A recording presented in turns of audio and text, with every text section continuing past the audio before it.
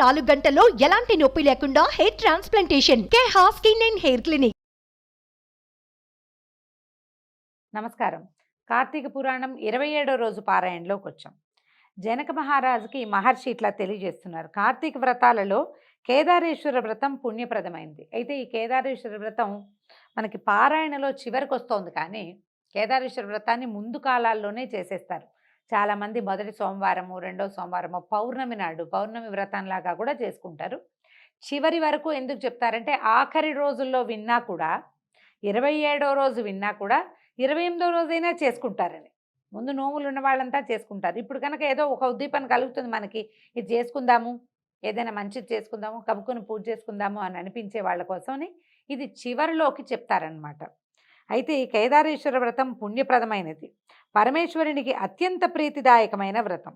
బోళాశంకరుడైన పరమేశ్వరుడు ఈ వ్రతం ద్వారా తన కరుణా కటాక్షాల వల్ల అపారమైన సిరి సంపదలను, సకల శుభాలను ప్రసాదిస్తాడు.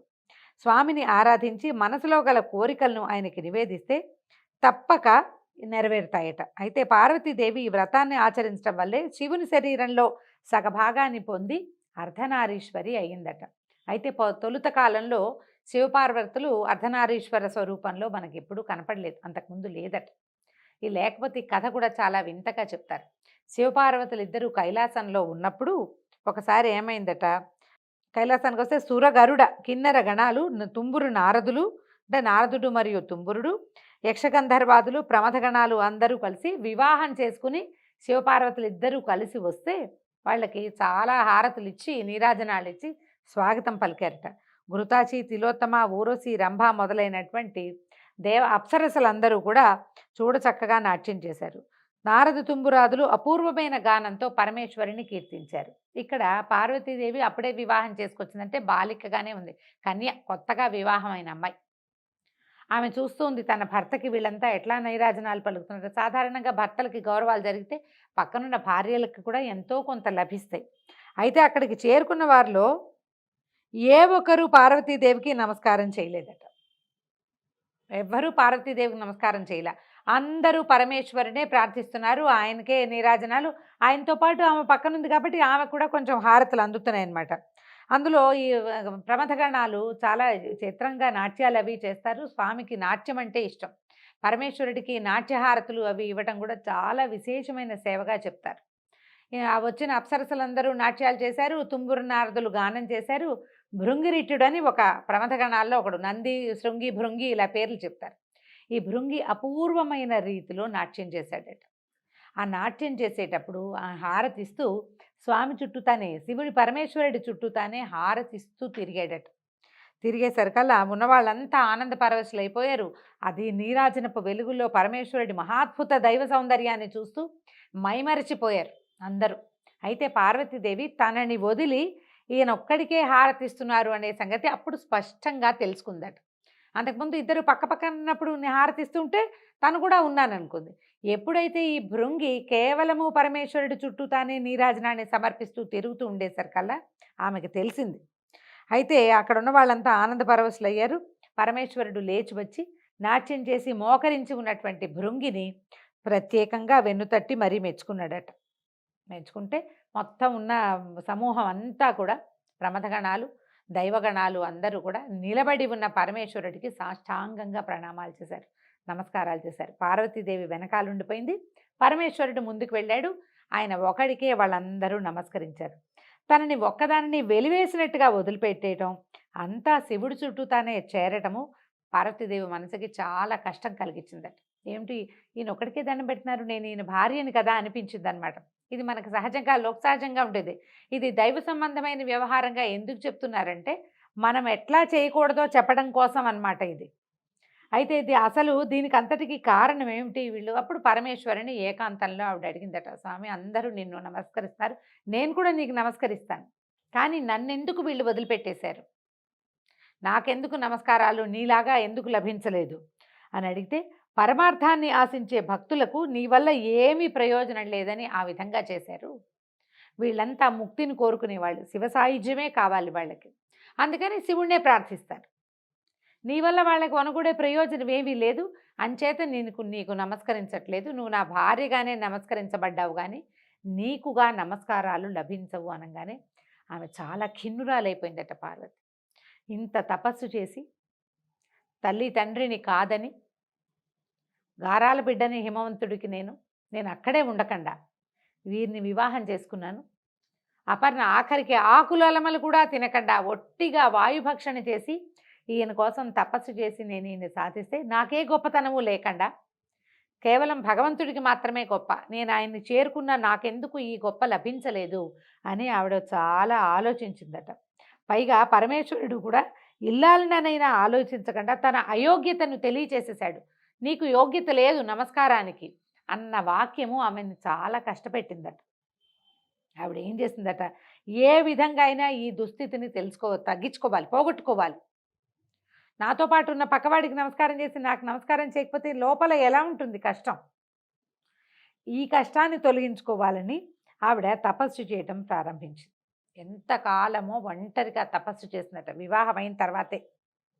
అప్పుడు కొంతకాలం గడిచాక సిద్ధుడి రూపంలో పరమేశ్వరుడు ఆ ప్రాంతానికి వచ్చేట. కోరిక పట్ల వ్యామోహంతో ఏకాగ్రతను సాధించలేకుండా నువ్వు ఎంతకాలం తపస్సు చేసినా ఏమీ ప్రయోజనాన్ని పొందలేవు. ఇది ప్రధానమైన పాయింట్ అండి. ఈ కథలో పార్వతీదేవి కూడా పరమేశ్వరుని వివాహం చేసుకోవాలి అన్న ఒక్క తలంపుతోటి తపస్సు చేసింది మొదట. ఆవిడ కన్యగా ఉన్నప్పుడు, అవివాహితగా ఉన్నప్పుడు ఆమె కోరిక తీరింది. కానీ ఆమె వివాహిత అయిన తర్వాత ఇట్లా అంటే తనకి గౌరవం లభించలేదన్న దాంతో చేసావు, నీకు ఏకాగ్రత కుదరటల. అప్పుడు ఆవిడ ఏకాగ్రత ఎవరి మీద ఉంది? మొదట శివుడి మీద ఉంది. భగవంతుని మీద ఏకాగ్రత ఉండటం వల్ల నీకు మొదటిసారి తపస్సు కుదిరింది. ఇప్పుడు నీకు భగవంతుని పట్ల ఏకాగ్రత లేదు, నీకు నీ మీదే ఉంది మనసు. ఇది కాదు ఉండవలసింది. నా కష్టం తీరాలి అన్న ఆలోచనతోటి చేసే పూజ పూర్తి స్థాయిలో ఫలించదు. ఈ కథలో మనకి ప్రత్యేకంగా చెప్పేది అదే.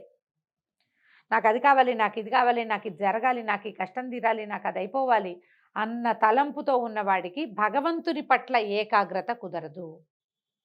నాకు ఏదవ్వాలో అది చెయ్యి, నన్ను ఏం చేస్తావో అంతా నీ చేతిలో ఉంది, నువ్వే నాకు కావాలని తపస్సు చేస్తేనే, నువ్వే నాకు కావాలని పూజిస్తేనే భగవంతుడు మన యందు ప్రవర్తిస్తాడు. మన కష్టం భగవంతుడి కష్టం అవుతుంది, ఆయనే తీర్చుకుంటాడు. ఎవరికి ఆకలిస్తే వాళ్ళు తింటారు, ఎవరికి నొప్పొస్తే వాళ్ళు మందేసుకుంటారు. భగవంతుడు కూడా అంతే. మనకి భగవంతుడికి అభేదం కావాలి. పూజలో కానీ తపస్సులో కానీ కార్తీక మాసం కథల్లో చెప్తాం, పురాణాల్లో బోలెడన్ని మాటలు చెప్పుకుంటాం. ఇప్పుడు దీపం పెడితే ఇది తొలుగుతుంది, దానం చేస్తే ఇది వస్తుంది, అష్టైశ్వర్యాలు కావాలంటే ఫలానాది చేయండి అని.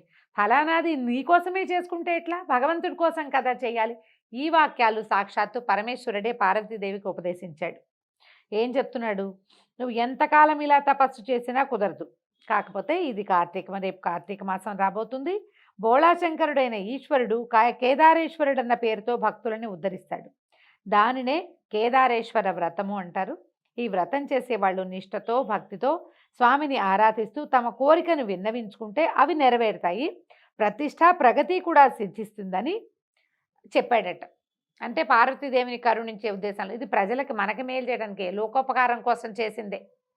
ఎప్పుడు కూడా మామూలు రోజుల్లో పూజా విధానాల కంటే కూడా పర్వదినాలలో చేసే పూజ భగవంతుడిని ఉద్దేశించి చేసేది. ఇది మహాపర్వదినం. ఇప్పుడు సూర్యచంద్రులు ఇద్దరూ సమానమైన గతుల్లో ఉంటారు, ఈ గతిలో ఉంటారు. నక్షత్రాలన్నీ కూడా అందరూ భగవంతుని వైపు తిరుగుంటారు. వారితో పాటు మనం కూడా భగవంతుడి వైపుకు తిరిగిపోతే వారందరికీ లభించే మహాద్భుత ఫలితంలో మనకు కూడా భాగం లభిస్తుంది. కాబట్టి తప్పకుండా పర్వదినాలలోనూ ఏవి పర్వాలని చెప్పారో, ఏం చేయాలని చెప్పారో ఆ క్రియా విధానాన్ని చేయాలి.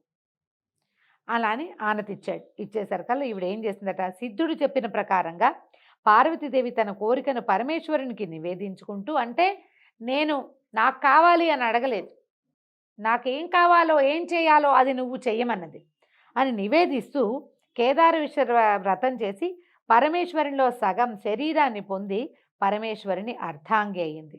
దీనినే కేదారేశ్వర వ్రతము, కార్తీక నోము అంటారు.